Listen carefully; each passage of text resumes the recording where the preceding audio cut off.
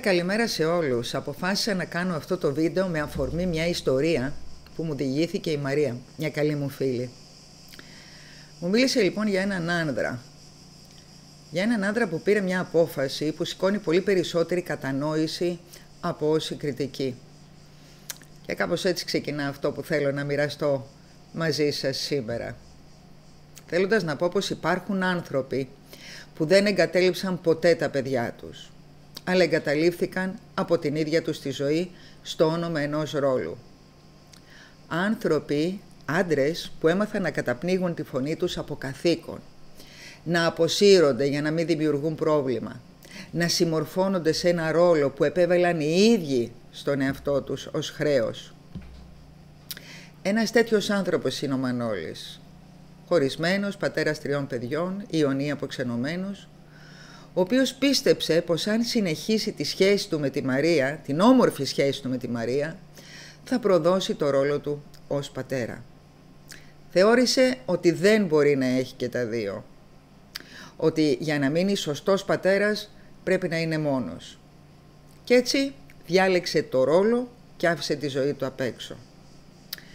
Ο Μανώλης, φίλοι μου, δεν υποχρεώθηκε από κανέναν.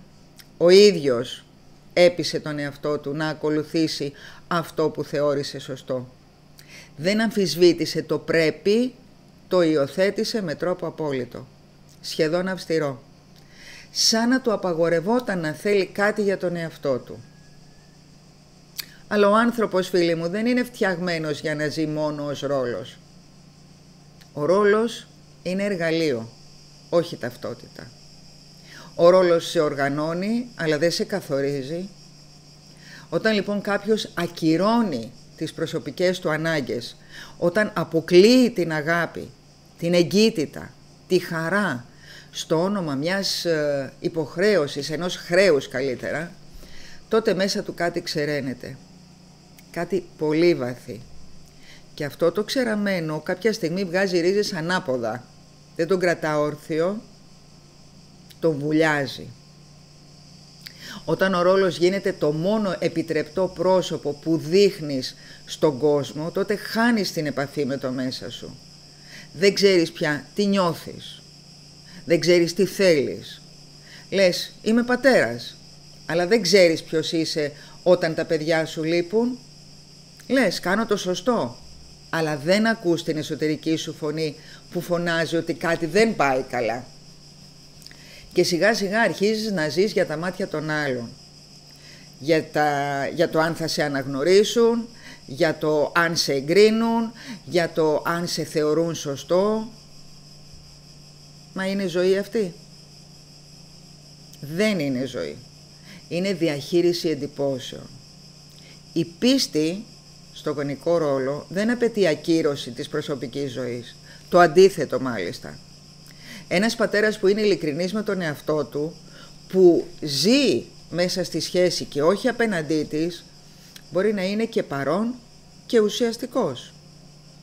Όχι σκιά, όχι φιγούρα πειθαρχίας, χωρίς σώμα και χωρίς ζωή. Η ψυχική υγεία δεν διατηρείται με αποστηρωμένες αποφάσεις. Διατηρείται όταν ο άνθρωπος ζει ολόκληρος.